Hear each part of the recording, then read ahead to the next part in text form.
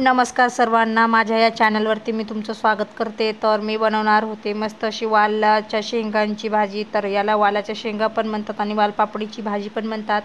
तर चला बनवते मी। तर वालाच्या शेंगा मी मस्त अशा निवडून घेतल्या आणि स्वच्छ पाण्याने धुवून घेतल्यानंतर मी कढईमध्ये एक पळी तेल टाकलं। तेल चांगलं तापून घेतलं। तेल तापल्यानंतर तेलामध्ये जिरं, मोहरी, कढीपत्ता आणि कोथिंबीर टाकून 2 मिनिटं मिक्स करून घेतलं।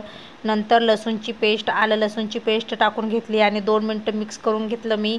तर लसूण तेलामध्ये 2 मिनिटं मस्त असं ब्राऊन कलर येईपर्यंत भाजून घेतला। नंतर मी 1 चम्मच करहळ टाकून घेतलं।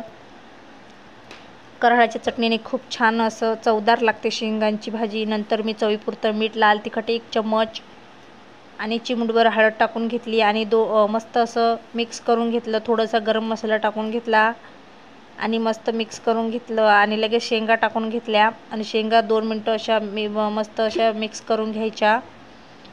तर ही भाजी शेंगांची लवकर शिजते, जास्त वेळ लागत नाही, वाफेवरती शिजून तयार होते आणि चवीला तर खूप छान लागते।